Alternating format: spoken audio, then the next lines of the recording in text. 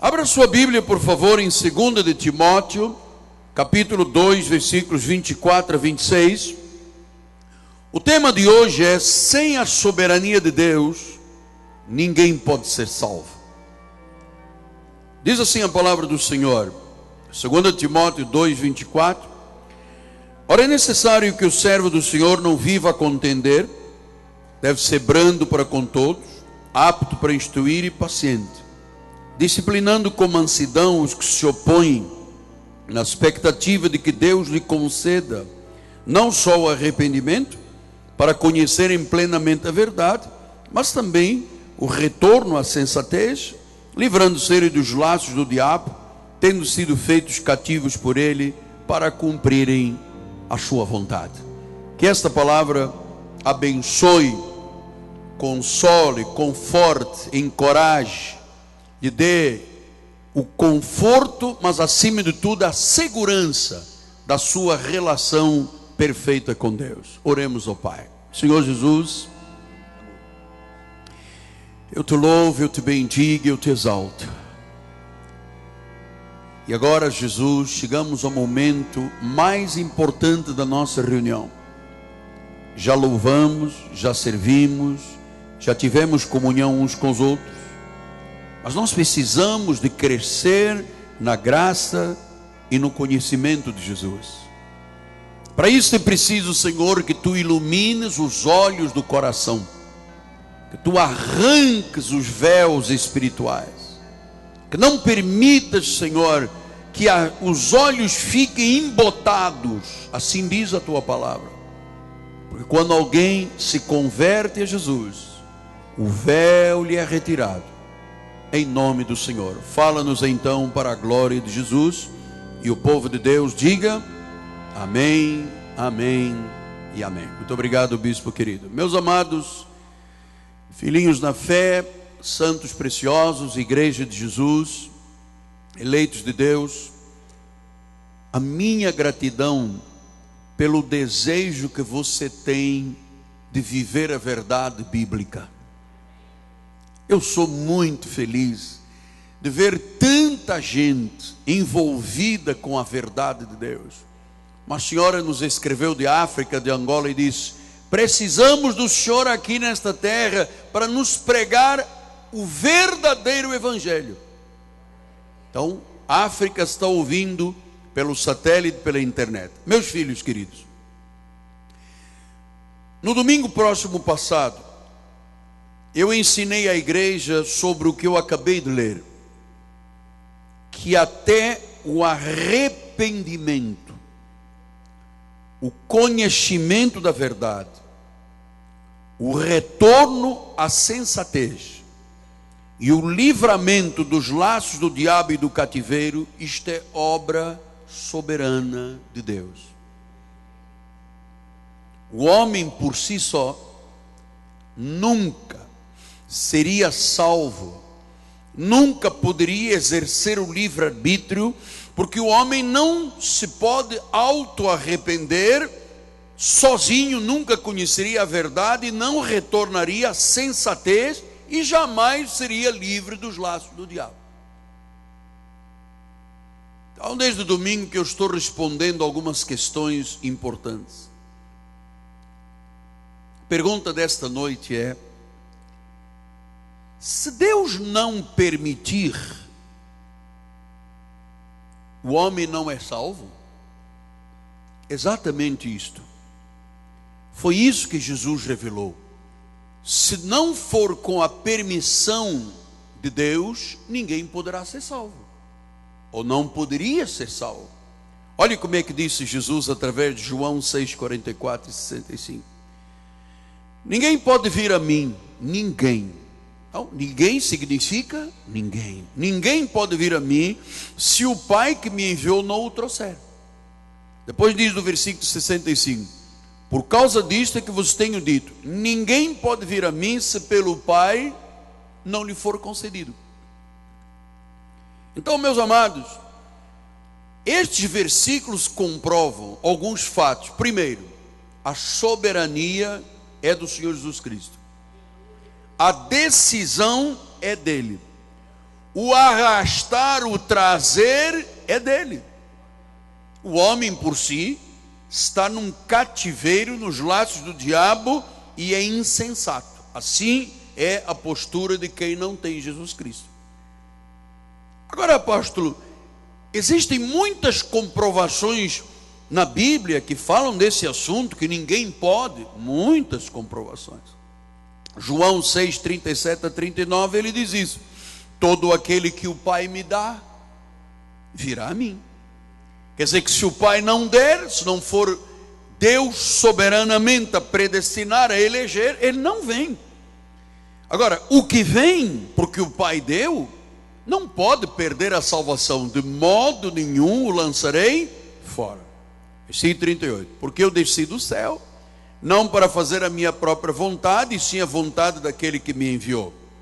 E a vontade daquele que me enviou é esta: que nenhum eu perca. De quem? Do mundo todo? Não, de todos os que ele me deu.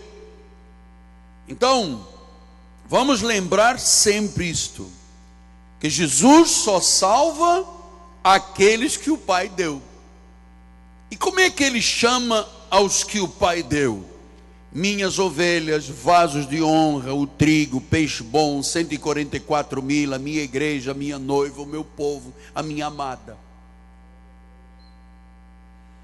Então você veja que estas verdades foram também anunciadas por Jesus através de parábolas. Estas verdades de que é Deus que faz, que é Deus que chama, que é Deus que liberta, que é Deus que opera. E Jesus, 1/3 dos seus ensinamentos foi todo por intermédio de parábolas. Para que ele pregava em parábolas? Para que nem todos os que ouviam ele pregar fossem salvos. Pastor, mas isso é estranho. Quer dizer que Jesus pregava e algumas pessoas não podiam compreender, nem podiam entender. É verdade. Os que não são da eleição não vão entender, não vão se arrepender e não serão perdoados. Vamos ver isto numa parábola chamada a parábola da semente. Marcos 4, 10 a 12 diz assim: quando Jesus ficou só, os que estavam junto dele com os 12 o interrogavam a respeito das parábolas. Jesus, por que o Senhor prega em parábolas? O que o Senhor quer fazer com isso? Esses códigos que você prega. E ele disse: olha, a vós outros, aos salvos, vos é dado a conhecer o mistério do reino, mas aos de fora. Então você tem que saber que há um povo, aquele mundo que eu expliquei aqui no domingo, Ocumene, aqueles que Deus deu, a vocês vos é dado a conhecer o mistério do reino, mas aos de fora tudo se ensina por meio de parábolas. Para quê? Para que vendo, vejam e não percebam, ouvindo, ouçam e não entendam, para que não venham a converter-se e haja perdão para eles. Coisa estranha. Jesus tem uma mensagem universal, ele manda pregar a todas as nações, mas ele diz que existem pessoas que vão ouvir, entender e receber, e há pessoas que não entenderão, não vão ouvir, não vão se converter.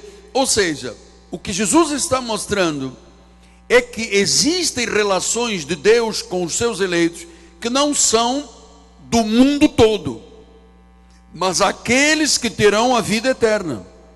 Ou seja, Deus de forma sobrenatural criou a parábola para que só os eleitos compreendam.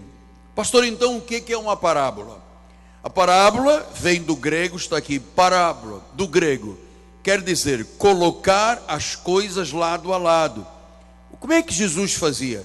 Ele fazia comparações, ele fazia metáforas, ele usava expressões figuradas, sempre visando o ensino, sempre pregando verdades espirituais. E estas parábolas não eram entendidas por todos, só aos eleitos. Os de fora não entendiam. Então, por que não entendiam? Porque quando se ouve uma parábola, a parábola exige uma decisão. Você está perante a verdade, você está diante do ensino de Jesus, você tem que tomar uma decisão. Quem é filho do diabo não toma decisão, só a ovelha. E ele continua dizendo em Marcos 4, 13 a 20: então lhes perguntou: não entendeis esta parábola? Como é que vocês podem compreender todas as parábolas? Ele pregou 1/3 das suas mensagens, foi através destas metáforas, expressões figuradas. O reino de Deus é como peixe, o reino de Deus é como pérola. Isso são metáforas, são formas de comparações, enfim, que visavam o ensino, mas que o filho do diabo não compreendia. E ele diz: o semeador semeia a palavra. São estes os da beira do caminho, onde a palavra é semeada. Enquanto a ouvem, logo vem Satanás e tira a palavra semeada. Então ele está explicando por que nem todos vão compreender. Porque há pessoas que quando ouvem a palavra, Satanás tira a palavra. E ele diz: semelhantemente, estes os semeados em solo rochoso, os quais ouvindo a palavra, recebem com alegria, mas se eles não têm raiz em si mesmo, sendo antes de pouca duração, em lhes chegando a angústia e a perseguição, por causa da palavra, se escandalizam. Ou veja, há pessoas que recebem a palavra, mas Satanás tira. Há outros que recebem a palavra, vão muito bem, mas há uma adversidade, uma luta, eles se escandalizam e vão embora da igreja. Os outros, os semeados entre os espinhos, são os que ouvem a palavra, mas os cuidados do mundo, a fascinação da riqueza, as ambições concorrendo, sufocam a palavra, ficando ela infrutífera. Você está percebendo que existem esses tipos de pessoas? Às vezes a pessoa está pensando no dinheiro, em posição social, e sufoca a palavra. Domingo eu não venho à igreja porque eu tenho que fazer um churrasco, sufoca a palavra. Eu não tenho compromisso de investir no meu dízimo, sufoca a palavra. Então, essas são pessoas que não são da salvação. Agora, os que foram semeados em boa terra, quem são? São aqueles que ouvem a palavra e recebem. Por isso eu ensino na igreja você dizer: eu recebo a palavra. Porque você, se não faz este gesto, eu recebo a palavra, isto é sinônimo do salvo. O salvo é aquele que ouve, recebe, e ele começa a frutificar a 30, a 60 e a 100 por um. Começa a ver resultados na sua vida. Há pessoas que recebem a palavra, Satanás tira. Há pessoas que recebem a palavra, se escandalizam e vão embora. Há pessoas que recebem a palavra, mas as riquezas, as ambições sufocam a palavra. Mas há pessoas, e você sabe quem é uma delas? Você.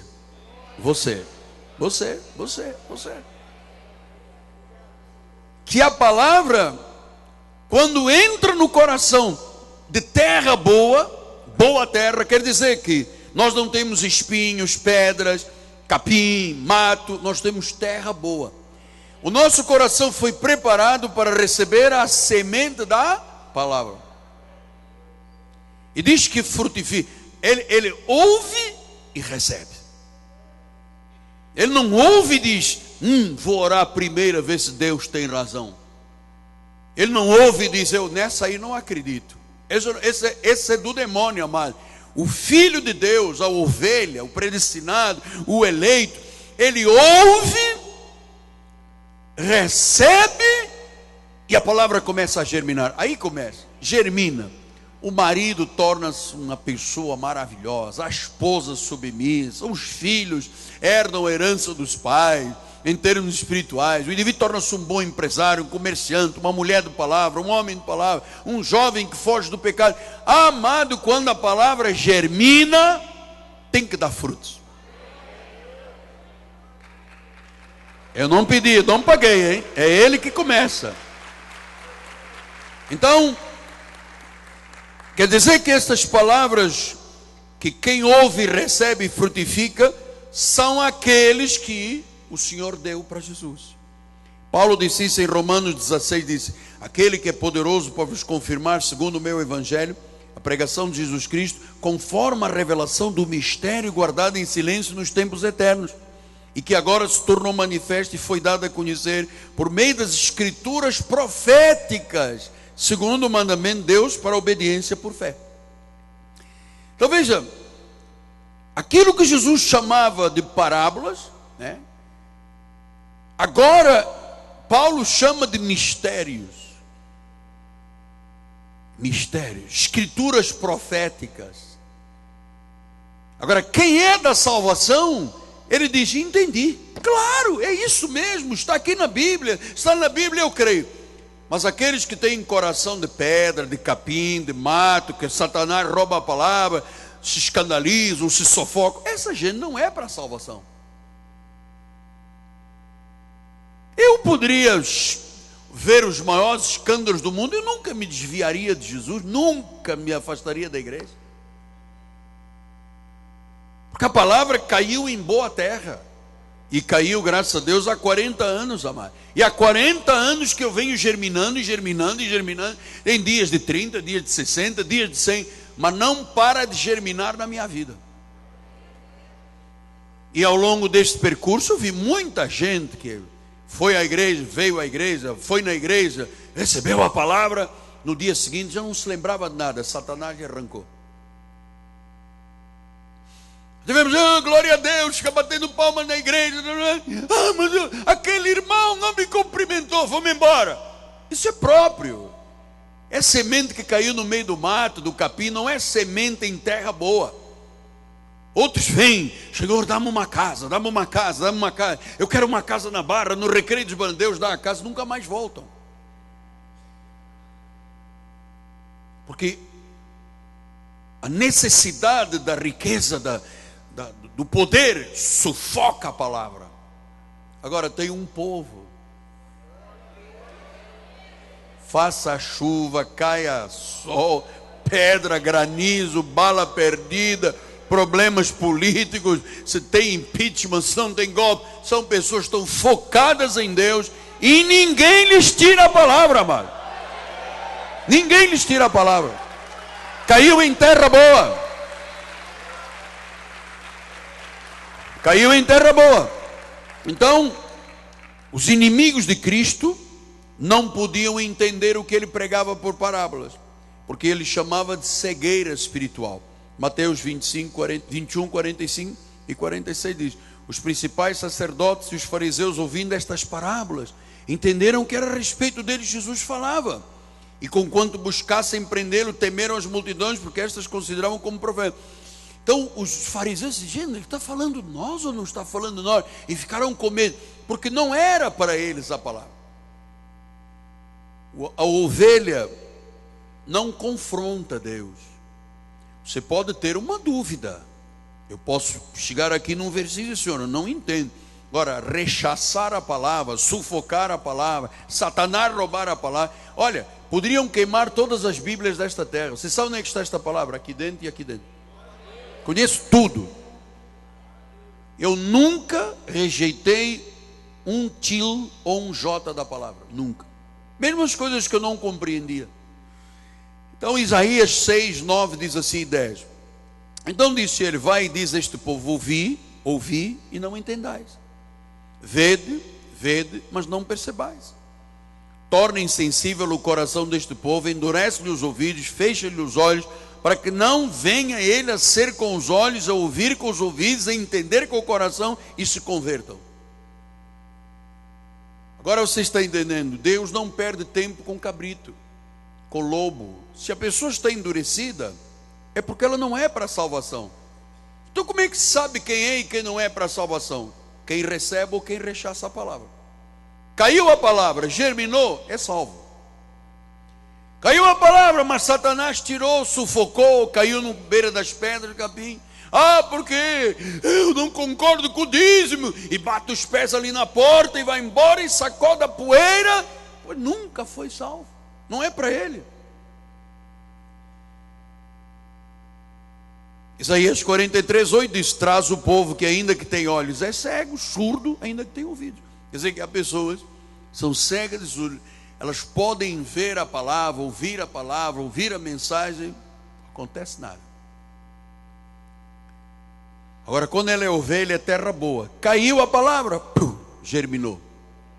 E não germina daqui a 50 milhões de anos, germina na mesma hora. Quantas pessoas chegaram aqui pela primeira vez, ouviram uma palavra, chegaram lá fora, pediram perdão ao marido, à esposa, reconciliados, pagaram suas dívidas, tornaram-se pessoas da verdade, não aceitaram mais o mundo nas suas vidas. Numa mensagem. Então Paulo ensinou que dentro do povo de Israel havia o povo eleito, o povo escolhido, e havia um povo especial. Vamos lá ver isso aqui. Romanos 11, 5 a 8 diz assim: assim pois também agora, no tempo de hoje, sobrevive um remanescente segundo a eleição da graça.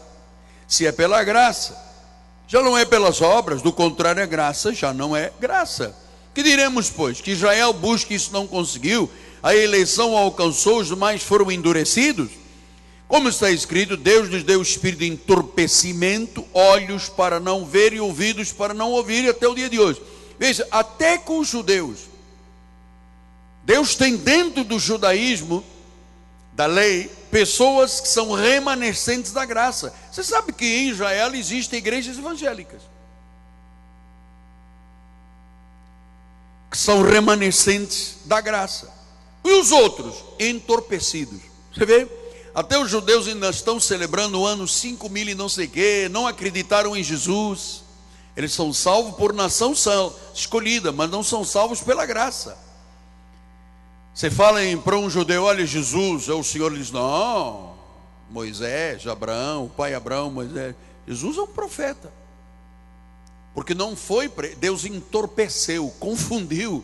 Mas lá dentro tem gente da graça. Então outra pergunta é, mas pastor, Deus endurece o coração das pessoas? É possível ele fazer isso? Vamos ver isso. João 12, 40. Cegou-lhe os olhos, endureceu-lhes o coração para que não vejam. Êxodo 9, 12. Porém o Senhor endureceu o coração ao Faraó e este não os ouviu. O Faraó queria liberar o povo de Deus. Deus endureceu-lhe o coração. Ele dizia, povo, vai embora, não fica. Ele queria dizer vai embora, mas Deus endureceu. Veja, Deus é soberano, amado. Você fica com medo do plano econômico, do golpe, não sei o quê. Amado, Deus é soberano. Você tem que acreditar no poder soberano de Deus, amado.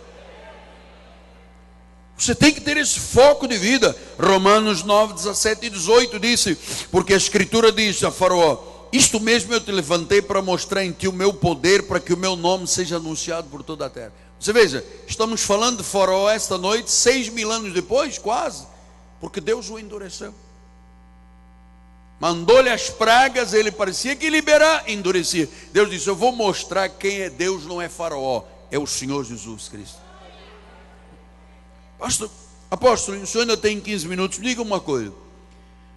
Judas Iscariotes era um escolhido, porque ele foi um dos discípulos, estava lá no meio da ceia do Senhor. Não, amado, não podia ser. Por quê? Os discípulos foram escolhidos, e Deus jamais poderia pedir a uma ovelha, a um filho, a sua noiva para o trair. Deus não usaria um servo do Senhor que tem a glória de Deus na sua vida para ser um traidor, um mentiroso, um enganador que troca Jesus por 30 moedas. Isto era um plano. Então Deus pôs lá quem? Um filho da perdição.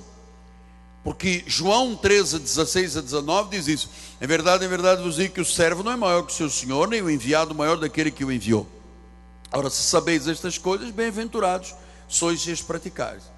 Não vos falo a respeito de todos, pois eu conheço aqueles que escolhi. Eu conheço aqueles que escolhi. Deus te conhece. E é antes para que se cumpra a Escritura, aquele que come no meu prato levantou contra mim o seu calcanhar. Versículo 19. Desde já vos digo, antes que aconteça, para que quando acontecer, creiais que eu sou. Então Jesus profetizou, olha, vai haver um que vai me trair, vai levantar o calcanhar contra mim. Por isso em João 17, 12 assim, quando eu estava com eles, guardava no teu nome para que me deste, protegi os setos, e nenhum deles se perdeu, exceto o filho da perdição, para que se cumprisse a Escritura. Então Judas não era um salvo. Judas era um filho da perdição que foi usado para trair Jesus Cristo. Pastor, e o que aconteceu com esse homem? Atos dos Apóstolos 1, 24 e 25. E orando disseram: Tu, Senhor, conheces o coração de todos, revela-nos qual destes dois tens escolhido.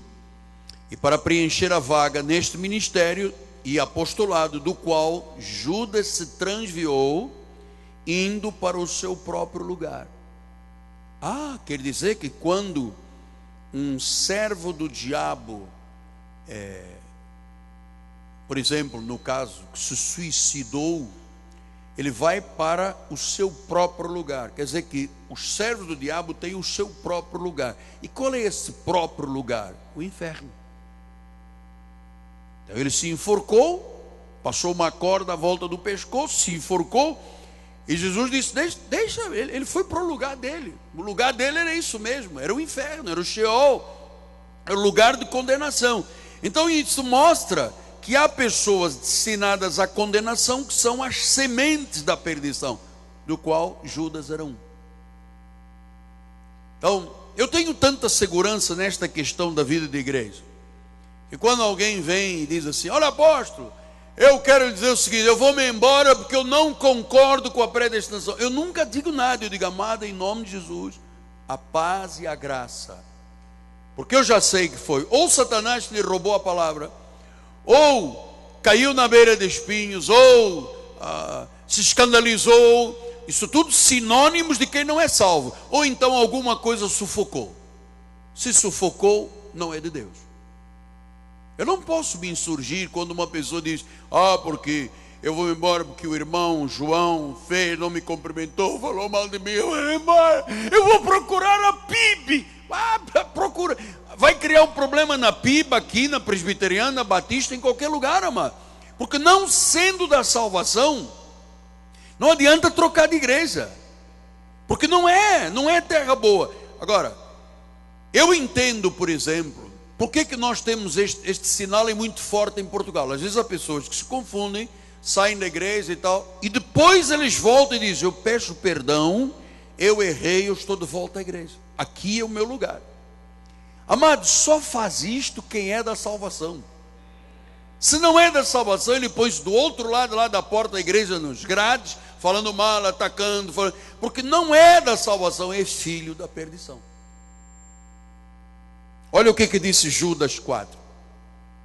Certos indivíduos, você já começa a perceber que Deus já está dando uma desprezadazinha, né? Certos indivíduos se introduziram com dissimulação, com mentiras na igreja, os quais desde muito foram antecipadamente pronunciados para esta. Quer dizer que há indivíduos que se introduzem na igreja, que não foi Deus a trazer, dissimuladamente ele vem e diz: eu gosto desta igreja, eu concordo com o dízimo, eu aceito tudo, está de olho em alguém da igreja, quer namorar, quer não sei o que, então, mas é uma maravilha. E ele disse: ele já foi antecipadamente condenado. Homens ímpios, não são salvos, são ímpios. E o que faz o ímpio? Ele transforma em libertinagem a graça. Eu sou predestinado, vou botar a boca no trombone, vou beber, vou na farra, vou no carnaval, vou no pagode, porque eu sou um predestinado. Ele está fazendo libertinagem com a graça. E quando alguém faz libertinagem com a graça, nega o único soberano Senhor Jesus Cristo. Veja, certos indivíduos dissimuladamente se introduziram, mas eles já estão condenados, eles negam Jesus. E o grande sinal é que fazem da graça de Deus libertinagem. Não tem compromisso nenhum com a obra. Domingo é um dia igual a sexta. Se está muito calor, eu vou na praia, vou para a praia. Se está muito frio, eu não vejo, porque é frio, eu tenho problema de zika. Segunda não vem oração por causa da chikungunya. Terça do H1N1. Então a pessoa, porque, amado, isto aqui é uma chamada. Você está entendendo? Você não está aqui por outra razão, é uma chamada, é uma missão que Deus deu. é uma predestinação. Então ele disse: há pessoas que foram antecipadamente, homens ímpios, não são eleitos, porque o eleito não é ímpio, o ímpio não é eleito. Negam o soberano. Olhem em Provérbios 16, 4 diz assim: o Senhor fez todas as coisas para determinados fins, até o perverso para o dia da calamidade. Até o perverso. Qual é a tendência do ser humano? É achar que isso tudo é uma injustiça. Não, Deus não pode. Amado, não lute com Deus. Dê graças pela sua condição. Aceite o fato de que você não é Deus. Nós não temos capacidade de nada se Deus não o fizer. João disse isso: o homem não tem coisa alguma se do céu não lhe for dado. Então, a tendência de quem não é salvo é dizer: eu não concordo que Deus tenha uns para salvação e uns para perdição, porque ele não é salvo. O salvo diz: se Deus diz que tem homem ímpio condenado e tem santo salvo, amém. Deus diz. Esta é a ovelha. O cabrito dá 30 pulos, 2 patadas para trás, assim: está errado, Deus se equivocou, isso não pode estar na Bíblia. Porque, amados, não toque na glória de Deus. Eu vou lhe ensinar um segredo forever and ever, para sempre. Não toque na glória de Deus. Se Deus diz sim, diga sim. Se Deus diz não, você diga não. Se Deus diz mais ou menos, diga mais ou menos. Pastor, mas o senhor está me ensinando a ser um robô? Não, estou te ensinando a ser feliz. Estou te ensinando a ser feliz, porque você não é para a calamidade, você é filho. Porque calamidade significa Sheol, Hades, Geena, lugar de sofrimento, lago de enxofre. Isso não é para nós, isso é para o diabo e os seus anjos. Eu queria terminar dizendo o seguinte: eu sou salvo há 40 anos. Você sabe, 37 anos de pastor. Eu sou um estudioso, então eu me apercebo que a história do cristianismo sempre sofreu muito. Há 2000 anos que sofre, porque o paganismo tenta se instalar na igreja, o judaísmo tenta se instalar na igreja, o romanismo, Roma, tenta se instalar na igreja. Então, você sabe, a palavra é perfeita, Deus é perfeito, mas nós estamos muito sujeitos a estes rompantes.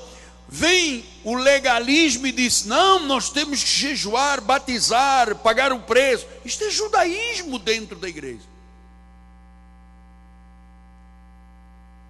Aí vem o paganismo, entra dentro da igreja e as pessoas têm atitudes pagãs. Olha, irmão, há igrejas que são tão pagãs, está instituído o paganismo dentro da igreja. Venha, porque se você beber esta água e este óleo e este sal, isso é paganismo, está dentro da igreja. É o judaísmo lutando contra o cristianismo, é o paganismo, é o romanismo, é a idolatria. Então, a idolatria está na maioria das igrejas evangélicas. A maioria das igrejas evangélicas, o líder condena o Papa, porque o Papa diz que é infalível, mas depois ele se põe em cima do púlpito como se fosse Deus. O povo não pode apertar a mão, porque eu estive em comunhão com o Senhor. Oh Deus, eu estou aqui, ninguém pode me tocar e tal, porque a chama-se idolatria de Roma. Eu vou lhe dizer uma coisa: não idolatre nenhum homem, amado. Você, claro, tem um chamado para amar, respeitar, considerar os pastores, os bispos, o apóstolo, mas não idolatre. Não pense você que eu tenho um telefone vermelho, que ligo, que falo, e que Deus baixa a cabeça e rói as unhas. Não tenho, não. Eu era um grande pecador, eu era uma pessoa frágil, cheia de problemas espirituais. Deus quis ter misericórdia de mim, Deus me buscou lá de África, Deus me atraiu, Deus me curou, Deus transformou a minha vida. Eu sou hoje um co-herdeiro com Cristo, eu sou herdeiro com o crente Abraão. Foi Deus que fez tudo na minha vida, meu amado. E ai de mim se tocar na glória de Deus.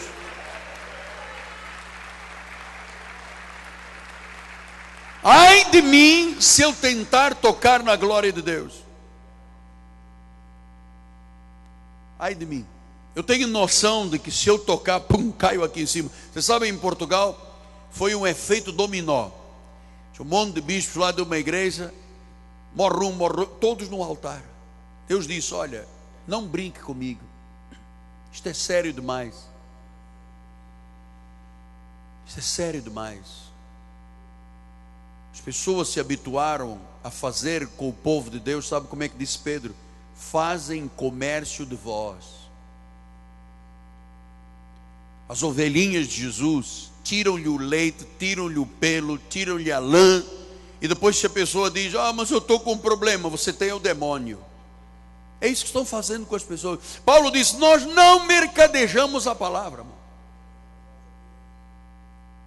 Então eu tenho consciência da responsabilidade que eu tenho com a sua vida. Eu tenho que te preparar na questão espiritual, porque um dia todos nós estaremos no tribunal de Cristo e todos teremos que prestar contas diante de Deus, amado. E quem vai prestar contas pela tua vida sou eu.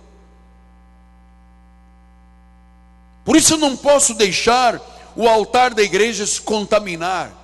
Vem aqui um, fala uma coisa, vem outro, fala. Eu no passado recebíamos muitos visitantes aqui na igreja. Eu tive que correr com essa gente toda. Enganadores, mentirosos. Porque profeta não sei de quê, porque não sei quê vai ser isto, não sei quê. Nenhuma profecia se cumpriu, era tudo mentira. E Deus disse: não divida a tua glória, fui eu que te dei. Não divida com ninguém, a autoridade é sua. Porque eu tenho a consciência do temor de Deus, amado. Eu vou dizer aos bispos das igrejas: vocês são pessoas tementes a Deus. Não divida a glória que Deus te deu, amado. Porque se chegamos aqui foi por Deus. Nenhum de nós chegou aqui porque tinha méritos, que os olhos eram bonitos, que tinha um coração gentil e tinha uma pestana. Não temos nada disso. Somos vasos de barro. E você sabe, o único indivíduo que teve coragem de dizer estas coisas no Brasil e ao mundo fui eu. Por isso é que agora a África está dizendo: venha nos trazer a verdade. Estão fartos de enganar os africanos, amado. Os angolanos foram enganados, os moçambicanos, da Guiné, porque levaram um ministério não sei de quê para lá, para enganar, para tirar dólares e diamantes dos irmãos negros. Então eles, sufocados que foram pela colonização, e foram esses abutres para tentar, paravam aviões nas pistas do aeroporto e carrega diamantes e carrega diamantes. Porque nós temos dinheiro ilimitado na igreja. Ilimitado que eram diamantes do povo sofrido, mano.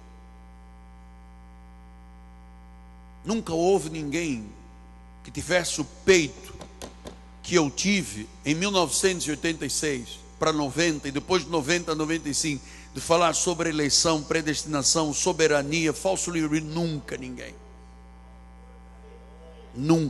Nunca ninguém soube dar glórias como esta igreja dá.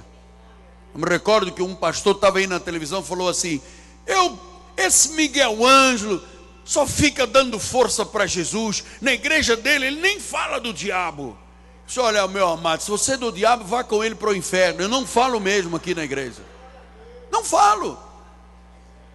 Esta igreja não é para expulsar demônios e arrastar pessoas para o cabelo e entrevistar. Jesus, quando aqueles demônios que entraram nos porcos tentaram falar, ele não deixou.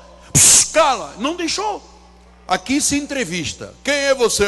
Porque eu sou o Pelino, não sei o quê. Você está? Não, porque eu estou lá no outro da Mundial. Você está no outro da Universal. E fica, amado, isso é uma vergonha.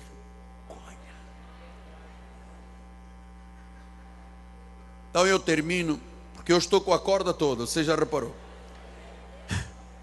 Mateus 25, 41 e 46. Então o rei dirá aos que estiverem à sua esquerda: apartai-vos de mim, malditos, para o fogo eterno, preparados para o diabo e os seus. Então não é para os crentes, não é para os evangélicos, não é para o salvo. O demônio, o fogo eterno está preparado para o diabo e os seus anjos, os seus filhos, os ímpios, os que negam a soberania de Deus. E depois ele diz no versículo 46: e irão estes para o castigo eterno, porém os justos. O justo nunca mendigará o pão, nunca será desamparado. O justo vai para onde? Para a vida eterna. E os justos digam amém, amém e amém. Isto não é emocionalismo, isso não é uma experiência mística, isto não é especulação filosófica, isto é concreto, isto é a verdade, isto é Jesus Cristo. Pai amado, eu me curvo diante da tua presença, porque eu creio que esta igreja foi chamada e separada, é uma igreja de justos que viverão a vida eterna. O justo não é desamparado, o justo não é vítima de golpes, o justo tem a vida sobre a rocha. Ah, meu Deus, obrigado, Deus, porque tiveste misericórdia de quem tu quiseste, e eu sou um deles, Pai. Este povo são parte da tua noiva, de quem tu quiseste ter misericórdia. Eis-nos aqui, Senhor. Eis-nos aqui, Jesus. Eis-nos aqui, Pai. E o povo de Deus diga amém, amém e amém. Glória a Deus. Nossa bispa vai dar a bênção final. Glória a Jesus, levante suas mãos para os céus. Obrigada, Senhor, pela salvação que tu nos deste, Senhor. Obrigada porque tu quiseste nos salvar. Nós te glorificamos, Senhor, pela tua soberania. Pai amado, dá ordens aos teus anjos que guardem o teu povo. Por onde passarmos, Senhor, estaremos guardados, Senhor, invisíveis ao mal, porque nós cremos na tua proteção. Saia daqui feliz, porque o Senhor te escolheu para seres dele. Graça e paz, uma noite abençoada, em nome de Jesus.